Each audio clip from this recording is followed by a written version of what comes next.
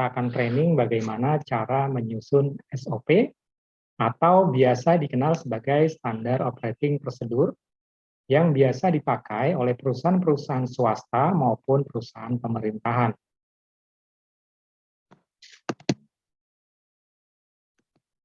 Sasaran training kita pada siang hari ini adalah setelah mengikuti sesi ini, peserta diharapkan mampu: 1. Mengenal definisi dan ketentuan umum pembuatan Standar Operating Procedure atau SOP. 2. Mengetahui langkah umum penyusunan SOP. 3. Mengetahui cara pembuatan SOP yang benar.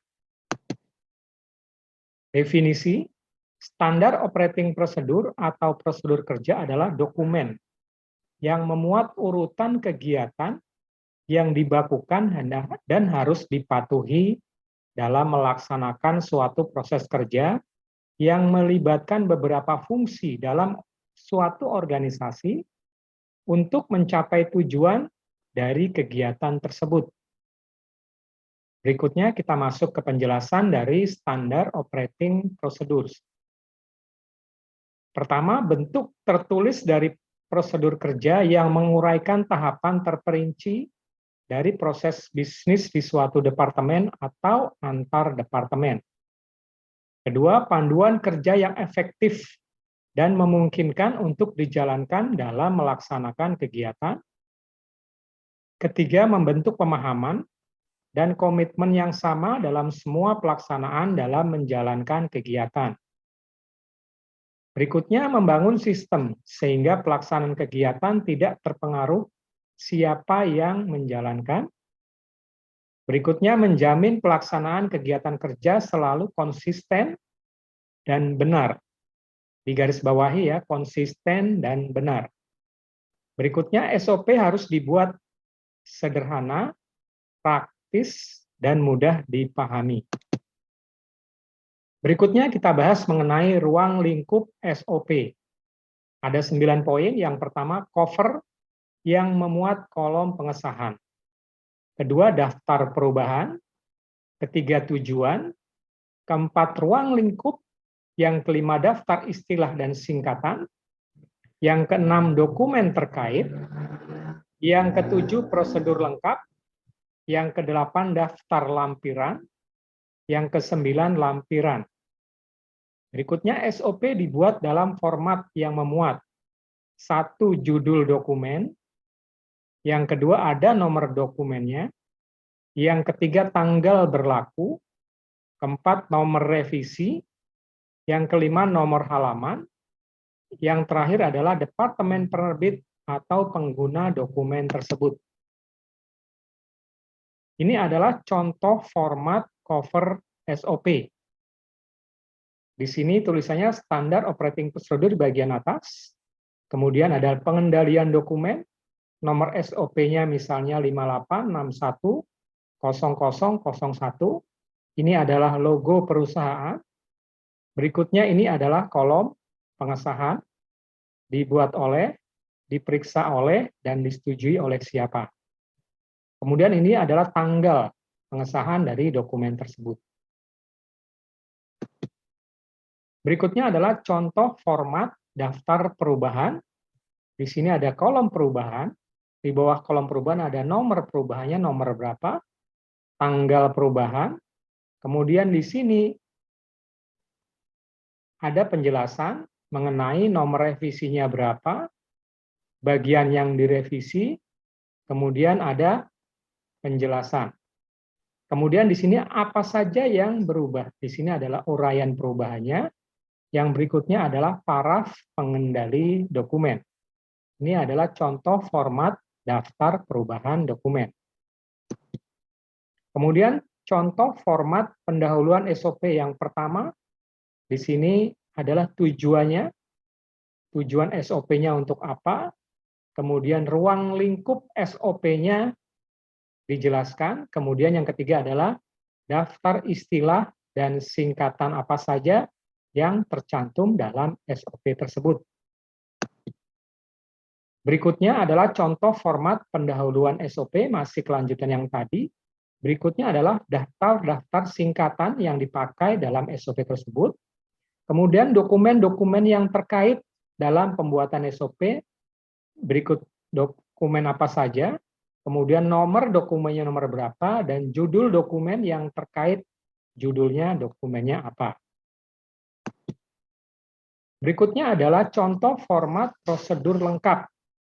Di sini adalah flowchart, ada flowchart lengkap mulai dari mulai, kemudian kemudian selesai, bersambung. Ini adalah contoh prosedur lengkap disertai dengan keterangan dari masing-masing proses prosedur tersebut.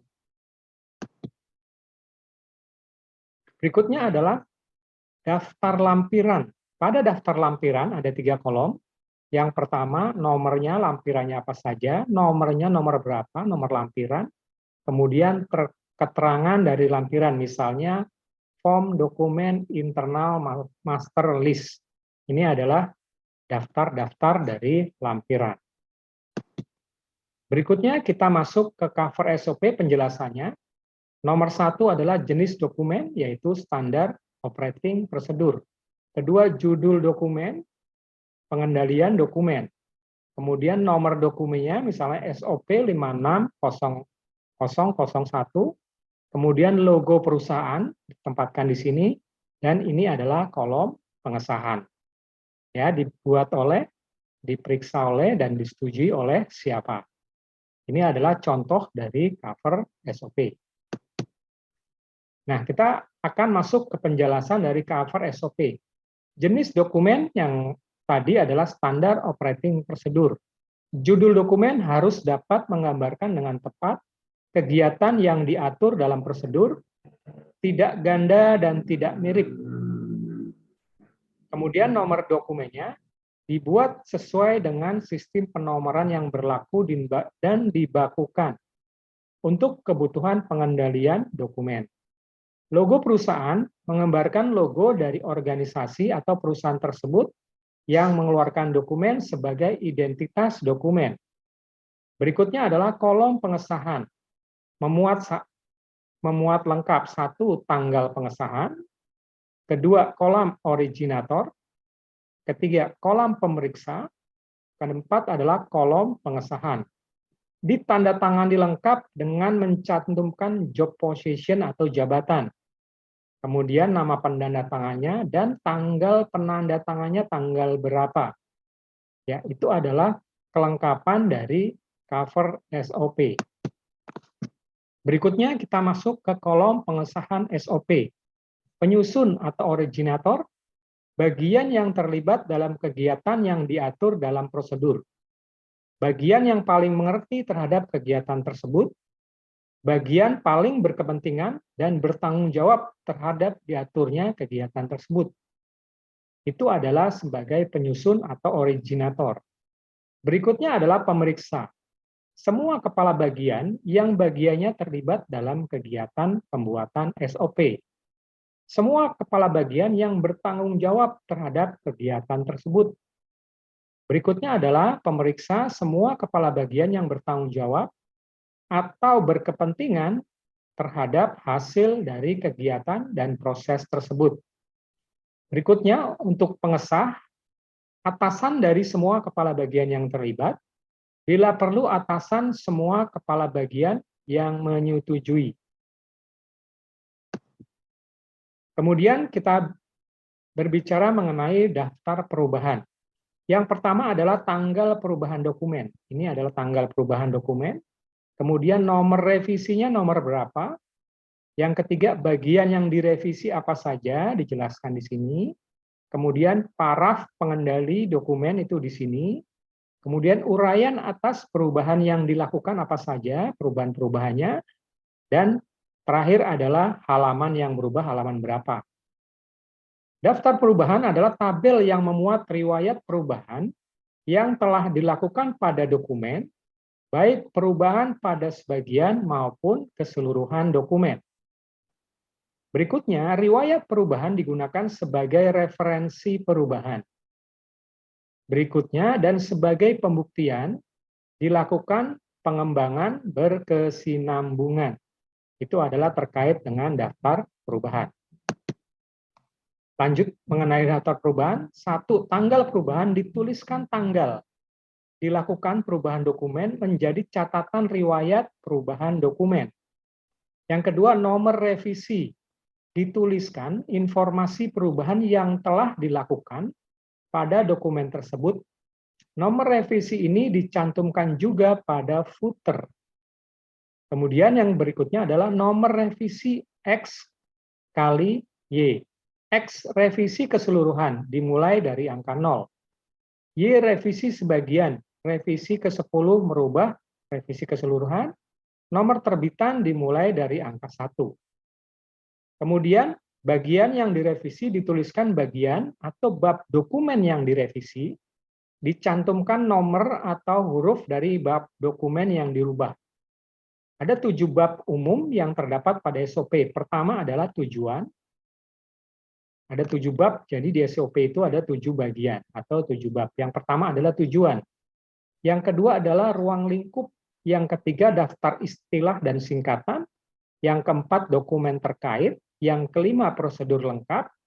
Yang keenam daftar lampiran. Dan yang terakhir atau yang ketujuh adalah lampiran. Kemudian kita bahas mengenai daftar perubahan di dalam kolom SOP. Halaman yang berubah ditulis nomor halaman pada SOP yang dilakukan perubahan. Jika berapa perubahan dilakukan pada suatu halaman, maka nomor halaman cukup ditulis sekali. Dan perincian perubahan pada halaman tersebut diuraikan memakai penomoran atau simbol atau balet ya. Berikutnya, nomor 5, uraian perubahan. Penguraian dengan singkat. Setiap perubahan yang dilakukan pada SOP untuk semua bagian dan halaman yang berubah.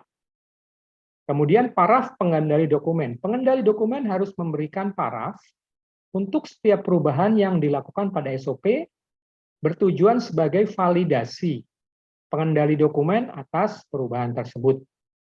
Perubahan dokumen hanya boleh dilakukan oleh pembuat dokumen atau originator atas sepengetahuan pengendali dokumen. Berikutnya kita masuk ke tujuan. Menjelaskan kegunaan atau alasan dari pembuatan SOP. Berikutnya menjelaskan apa yang ingin dicapai dari pelaksanaan prosedur yang diatur pada SOP tersebut. Berikutnya kita masuk ke tujuan. Menetapkan secara tertulis penanggung jawab atau pedoman buku dalam menjalankan kegiatan pengendalian dokumen untuk menjadi acuan bagi pengendali dokumen dan bagian terkait untuk memastikan semua dokumen dikendalikan sesuai prosedur yang ditetapkan. Kemudian kita bahas mengenai lanjutan ruang lingkup, menggambarkan kegiatan apa saja yang diatur atau termuat dalam SOP mulai dari awal hingga akhir prosedur. Batasan kegiatan ini mengacu pada mapping proses. Menggambarkan di mana saja dan siapa saja atau bagian apa saja yang terlibat dalam pelaksanaan prosedur tersebut. Ruang lingkup prosedur ini memuat panduan dan tahapan lengkap dalam proses pengendalian dokumen yang mencakup tahapan pembuatan dokumen, pengendalian dokumen, revisi dokumen, pengadaan dokumen, serta pengendalian dokumen eksternal yang berlaku untuk semua bagian pada PT tersebut. Daftar istilah dan singkatan. Daftar yang memuat dan menjelaskan batasan pengertian dari istilah dan singkatan yang spesifik yang digunakan dalam SOP. Dibuat untuk semua istilah atau singkatan yang digunakan dalam SOP yang dapat memberikan persepsi yang berbeda atau meluas. Istilah atau singkatan bersifat umum dengan pengertian yang jelas, tidak selalu perlu dimuat dalam daftar istilah dan singkatan.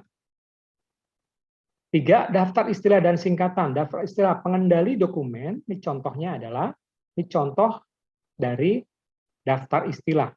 Misalnya daftar istilah adalah pengendali dokumen adalah seseorang yang ditunjuk dan diberikan tanggung jawab serta wewenang untuk mengontrol dan mengendalikan dokumen. Misalnya contoh singkatan, FR adalah formulir, SOP adalah standar operating prosedur. Kemudian kita masuk ke dokumen yang terkait. Memuat daftar semua dokumen yang berhubungan dan digunakan sebagai acuan atau referensi dalam melaksanakan SOP. Biasanya berupa standar, WI itu kepanjangan dari Work Instruction, atau instruksi kerja, ataupun SOP lain yang berhubungan. Mencantumkan judul dan nomor dokumen sesuai yang tertulis pada dokumen aslinya. Dokumen terkait berbeda dengan dokumen yang terlampir pada daftar lampiran, yang merupakan dokumen yang langsung digunakan pada saat menjalankan SOP. Ini adalah contoh-contoh dokumen yang terkait dengan penyusunan SOP. Misalnya, 1. Standar stempel pengendalian dokumen nomor ST S08 610001 dan 01. Seterusnya, misalnya standar distribusi dokumen nomornya sekian, standar penomoran dokumen nomornya sekian, prosedur pembuatan dokumen nomornya sekian, dan yang contoh terakhir adalah dokumen terkait WI pembuatan dokumen dengan nomor seperti ini. Prosedur lengkap. Prosedur lengkap dibuat dalam bentuk flowchart. Jadi prosedur lengkap itu harus dalam bentuk flowchart dan diberikan deskripsi tertulis untuk menjelaskan makna dari flowchart tersebut. Flowchart harus menggambarkan tahapan proses secara utuh dan jelas. Tidak ada tahapan proses yang menggantung yang dapat menyebabkan prosedur menjadi tidak jelas. Pada flowchart dicantumkan nomor urut proses, tahapan proses, PIC atau person in charge, orang yang bertanggung jawab, serta dokumen yang digunakan atau output yang dihasilkan. Berikutnya adalah simbol pada flowchart. Yang pertama adalah segi panjang. Ini menandakan boundary atau batasan. Mengidentifikasikan awal dan akhir dari sebuah proses. Start, kata start, dan end dapat dituliskan pada simbol boundary ini. Kemudian kita masuk ke simbol berikutnya adalah operation. Ada 3 bagian ya, A, B, dan C. Penjelasannya adalah mengidentifikasi tugas atau task yang dilakukan pada proses yang memungkinkan terjadinya perubahan dalam keluaran. A, di sini A ini isinya adalah pemilik atau PIC dari tahapan proses atau kegiatan yang dituliskan dalam jabatan kerjanya atau job position. Kemudian B, urutan dan nama aktivitas yang menggambarkan nomor urutan aktivitas dan jenis aktivitas yang dilakukan oleh PIC. Kemudian yang terakhir di kolom C, dokumen mencantumkan nama dan nomor dokumen yang digunakan dalam menjalankan aktivitas. Ini adalah kolom operation. Kemudian kita masuk ke kolom decision atau keputusan. Bentuknya seperti ketupat gini ya. Atau segitiga atau segi empat gini. Decision mengidentifikasi diperlukannya pengambilan keputusan atau pilihan di dalam proses yang berlangsung. Simbol keputusan memuat kata atau kalimat ringkas dari pilihan.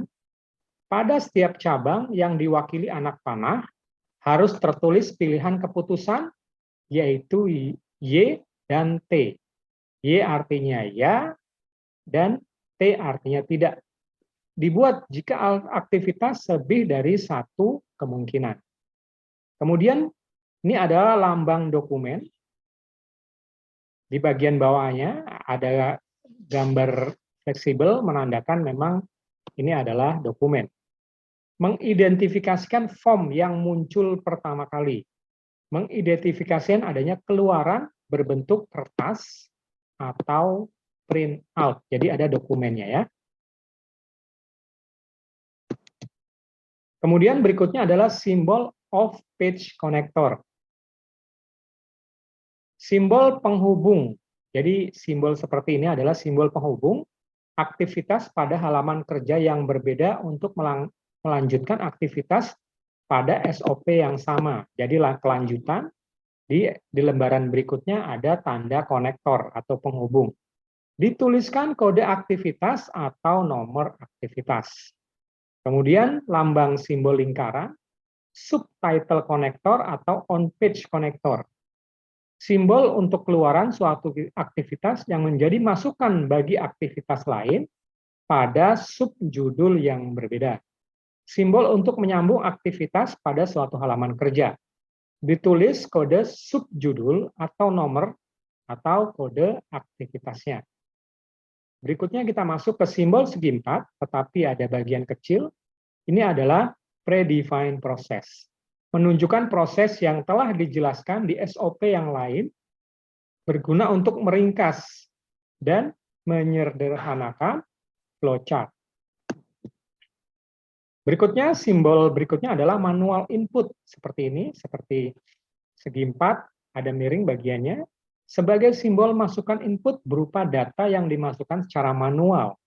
Misalnya dengan memakai keyboard atau barcode reader. Kemudian adalah arrows atau tanda panah. Sebagai simbol arah aliran proses. Mempresentasikan perpindahan keluaran dari suatu aktivitas menjadi masukan bagi aktivitas lainnya. Berikutnya adalah deskripsi atau penjelasan dari SOP. Deskripsi atau penjelasan memuat penjelasan tertulis setiap tahapan aktivitas yang diatur pada SOP atau setiap tahap proses yang digambarkan pada flowchart sesuai dengan nomor urut proses. Deskripsi atau penjelasan berisi persyaratan yang harus dipenuhi dalam melaksanakan proses, indikatornya apa yang harus terpenuhi, sebelum langkah selanjutnya dapat dilakukan. Berikutnya adalah deskripsi atau penjelasan dibuat untuk memperjelas maksud dari flowchart untuk menghindari terjadinya kesalahan interpretasi dalam pelaksanaan proses tersebut. Jadi di kolom deskripsi harus menjelaskan sejelas-jelasnya sehingga tidak terjadi bias. Berikutnya adalah contoh prosedur lengkap. Pertama, di kata mulai.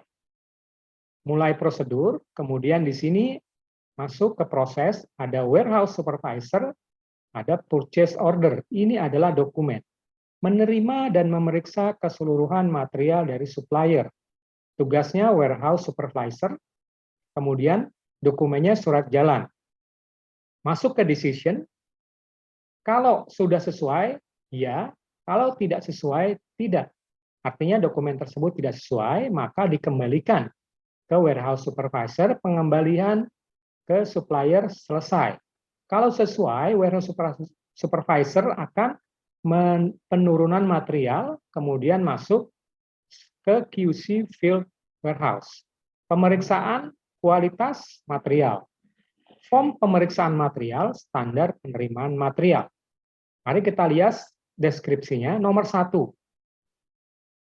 Material dari supplier diperiksa kesesuaian jenis dan jumlahnya dengan yang termuat dalam PO, purchase order, dan surat jalan atau SJ. Apabila material yang diterima tidak sesuai, poin 2 ya, ini kan 1, poin 2. Poin 2 ada di sini. Apabila material yang diterima tidak sesuai PO dan SJ, maka supervisor warehouse mengembalikan material ke supplier dan menginformasikan kepada bagian PPIC atau purchasing. Kemudian masuk ke proses yang ketiga, artinya sesuai. Bila jenis dan jumlah material sesuai PO dan SJ, selanjutnya material diturunkan ke QC. Proses 4, bersamaan penurunan material QC, field warehouse melakukan sampling dan pemeriksaan kualitas mengacu pada standar sesuai jenis material. Hasil pemeriksaan dicatat pada form pemeriksaan material yang sesuai. Masuklah ke konektor A. Bersambung ke halaman yang berikutnya, yang tadi sebelumnya adalah A, di halaman berikutnya adalah A. Masuk ke prosedur nomor 5, sesuai atau tidak. Kalau tidak sesuai, masuk ke prosedur 5. Kalau sesuai, masuk ke prosedur B. Kalau sesuai, dia masuk ke B, kalau tidak, masuk ke prosedur 7. Berikutnya, kalau prosedur 5, kalau sesuai disetujui, dia akan masuk ke prosedur 6, pengembalian ke supplier. Kalau tidak, dia akan masuk ke prosedur yang ketujuh, penanganan material menyimpang. Nah, penjelasannya, prosedur 5, bila mutu material tidak sesuai standar QC field, warehouse memberi status tunda dan membuat material komplain yang meminta persetujuan FM. Persetujuan penolakan harus ditetapkan pada hari yang sama. Standar 6 atau prosedur yang ke-6, kita lihat ya, prosedur yang ke-6, pengembalian ke supplier atas persetujuan FM material menyimpang ditolak dan dikembalikan ke supplier disertai material komplain. Kemudian masuk ke prosedur 7, kita lihat prosedur 7 di sini, tidak sesuai, bila tidak setujui FM, maka material ditangani sesuai SOP penanganan material menyimpang, serta ditetapkan cara penggunaannya. Kemudian masuk ke prosedur yang ke-8 di sini, QC Field Warehouse melakukan pemeriksaan ulang kualitas material yang telah ditangani. Apabila belum sesuai standar, maka material harus segera ditangani ulang. Ini adalah prosedur flowchart lanjutan dari prosedur sebelumnya. Di sini ada konektor, di sini ada kolom-kolom decision, kemudian di sini adalah kolom selesai. Kalau prosedur 6 sudah sesuai, maka prosedur dianggap selesai. Kemudian kita masuk, karena ada konektor sebelumnya, masuk ke konektor B, ada prosedur 9, lanjut ke prosedur 10, dan ke prosedur yang 11. Prosedur 9 adalah pemberian status penerimaan dan identitas material yang dilakukan oleh QC Field Warehouse. Formnya adalah form identitas material. Kemudian masuk ke prosedur yang ke-10, penataan material di palet, dilakukan oleh warehouse supervisor. Formnya adalah standar penataan material di palet. Kemudian masuk ke prosedur yang ke-10, penyimpanan material dilakukan oleh warehouse supervisor. Formnya adalah standar material, akhirnya selesai di sini seluruh prosesnya. Mari kita lihat penjelasan. Nomor 9, material yang sesuai persyaratan telah ditetapkan penggunanya diberi status terima, dan identitas material yang jelas setidaknya berisi informasi jenis, jumlah, dan tanggal terima material. Ke-10, material yang diterima selanjutnya ditata di palet sesuai dengan standar penataan material di palet. Yang terakhir adalah warehouse supervisor mengatur penyimpanan material berdasarkan sifat dan jenisnya dengan mengacu pada spesifikasi material. Prosesnya selesai sampai di sini. Ini adalah contoh flowchart secara lengkap. Kita masuk ke SOP berikutnya adalah daftar lampiran. Merupakan daftar dari semua dokumen yang dilampirkan pada SOP.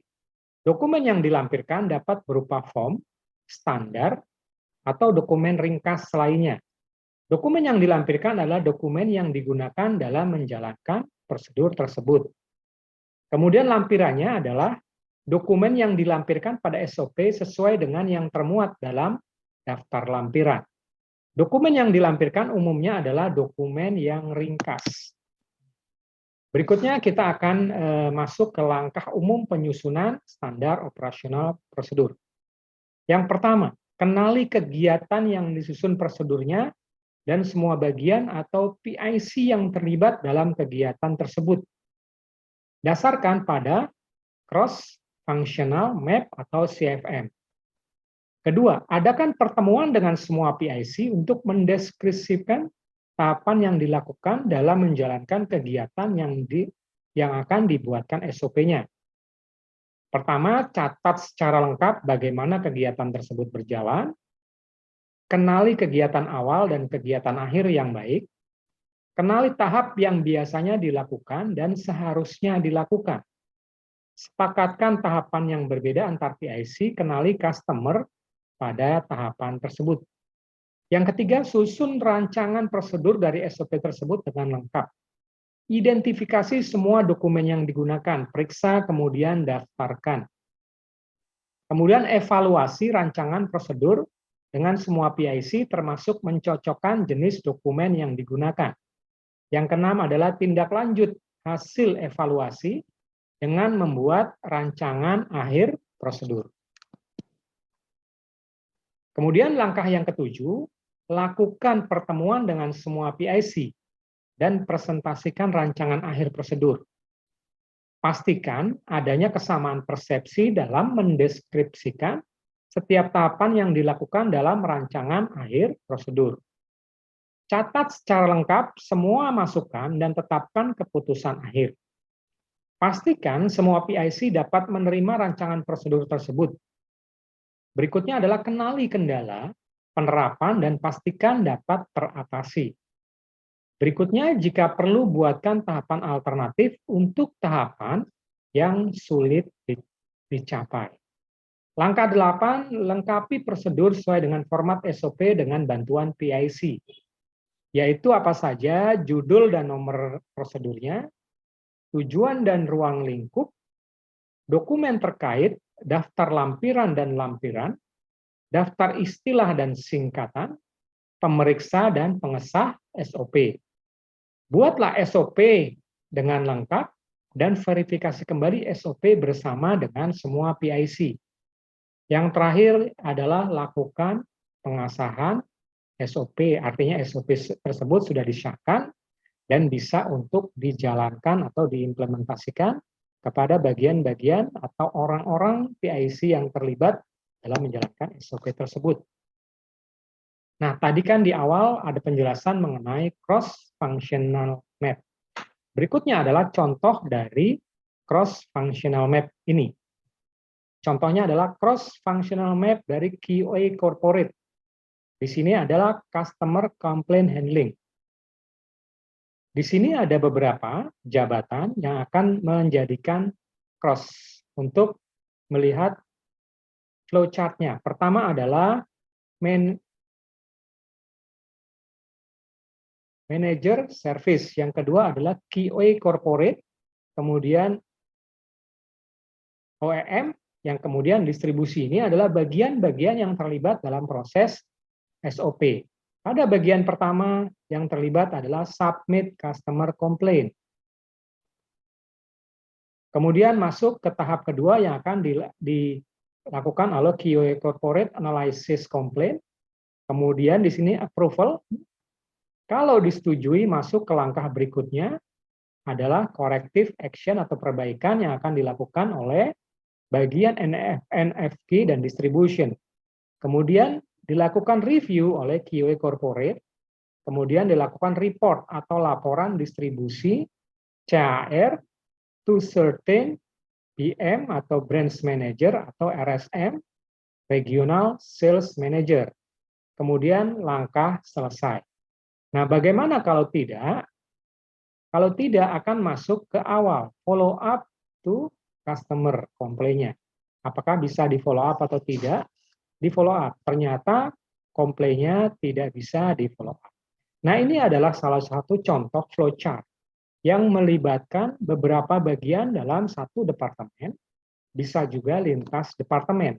Jadi tergambar dari flowchart lintas departemen atau biasa disebut sebagai cross-functional map atau biasa kita sebut sebagai bisnis proses.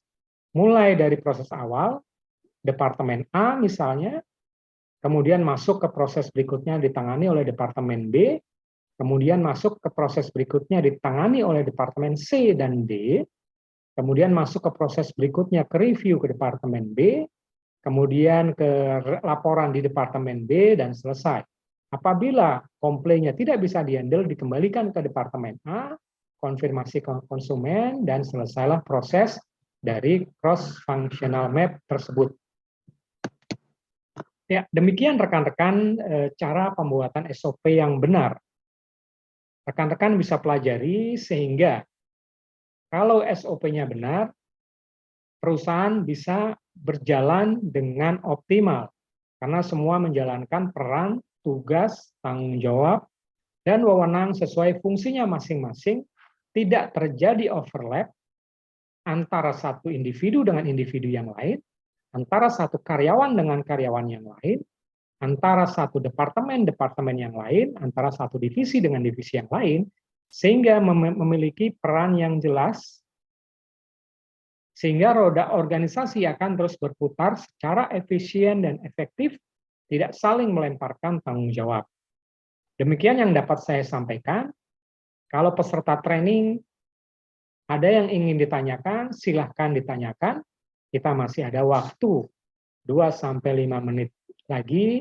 Saya persilahkan untuk bertanya pada kolom pertanyaan. Ya, saya tunggu. Terima kasih atas perhatiannya. Selamat sore.